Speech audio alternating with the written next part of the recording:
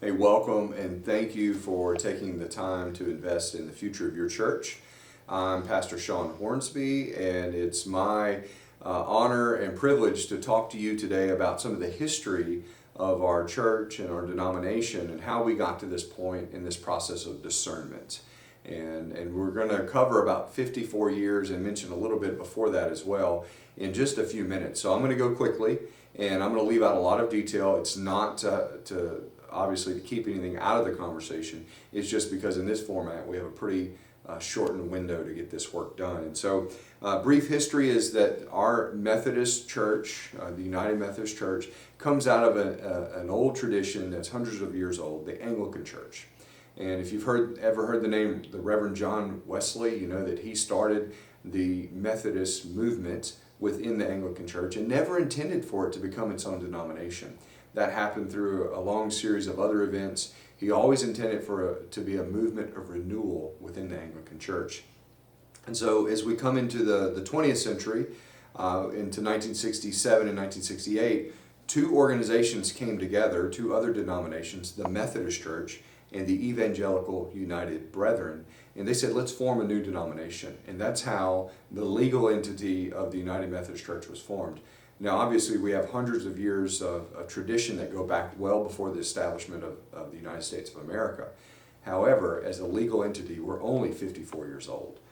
So a couple of terms for you to understand in this is our General Conference and Book of Discipline. If you've heard those terms, I just want to put a little bit more definition to those. Our General Conference is the meeting of representation from the United Methodist Church from all around the world. And so you have delegates from Africa and delegates from the Philippines and of course the United States meeting together to decide what it means to be the church. We talk about our polity, the way that we govern ourselves, our theology, the rules of the church, and then all of those are recorded and agreed upon in what's called the Book of Discipline. It's our guiding document that frames who we are and how we're going to accomplish the mission of the church. It's also a covenantal connection so that we, the Church of First United Methodist Church in Monroe, understand what it means to be United Methodist, just like the people in Kentucky or Oregon or even in Europe do. And so we share this connection with one another. From the beginning, we've been a big tent church. We've allowed for theological diversity to guide us and to strengthen us. And so we've had people who come to the table with a different approach or belief about how we as the church engage in forming and transforming the world through the making of disciples. And so that's been, I think, for a large part of our history, our greatest strength. And maybe in more recent times, it's become a little bit of why we've reached a point of contention within the denomination as well. Because our diversity has become divisive. And for some, we would say that maybe the tent hasn't gotten big enough for all of us.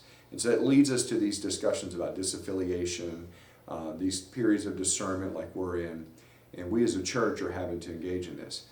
It didn't start overnight. Almost from the beginning, people have brought to the forefront of our discussions at General Conference what it means to accomplish our mission in the world and how does human sexuality fall into that.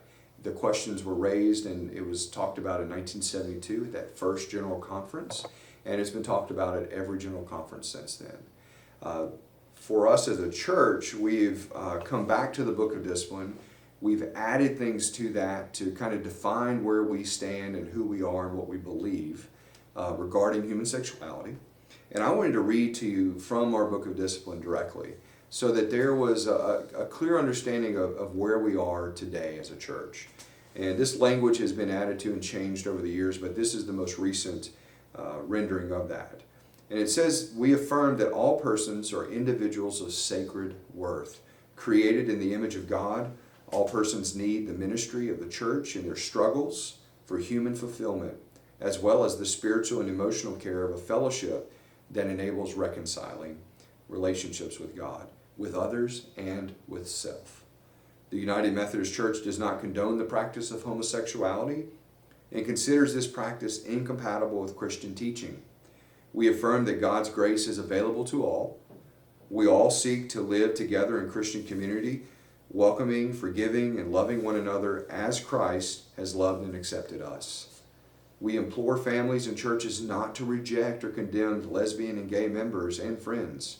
We commit ourselves to be in ministry for and with all persons. End quote. Okay? So that additional language, that the development of that language has come because clergy and lay and others have asked questions throughout the years, and we as a church have decided numerous times that this would be what we stand for. And reasonably so, we've allowed this theological diversity to guide us, to be a part of who we are, our identity. And we're at a point now where we're asking the question is, can we continue that? All of this language results from decades-long push from clergy and lay, those who believe differently about human sexuality, and they bring their voice to the table. And it's been a constant discussion within the family of the church. Over the years, we've seen additions to this and changes, and there have been some heated discussions. There have even been some moves by some annual conferences and some jurisdictions to say that maybe we won't follow the Book of Discipline. And that's caused some of this conversation to come to the forefront. In 2016, General Conference, the tension over this human sexuality discussion, or even debate, if you want to call it that, it really reached a peak, and a call from the General Conference floor to the Council of Bishops to say, hey, we need you to lead in a way that brings us out of this contention that's been a part of who we are for 4 decades at the time. And so permission was given to the Council of Bishops to have a special call General Conference in 2019. The idea was, let's get a plan together that we can all live by. The Council of Bishops brought a plan called the One Church Plan. You can look that up and read about some of the details in that. But the fact is, the General Conference floor decided to go with another plan that was suggested called the Traditional Plan. And you can read about that as well. And let's be very clear, that plan passed with a very thin margin, but it did have a majority vote. And so out of that 2019 General Conference, there were steps to be taken to form a protocol and a lot of other things that lead us to where we are today. However, COVID-19 and other complications with world travel did not allow the General Conference delegates to come back together as was planned in 2020, again, hoped for in 2022, and now we look at 2024 as probably the next meeting of the General Conference. That's some of the history that brings us up to date.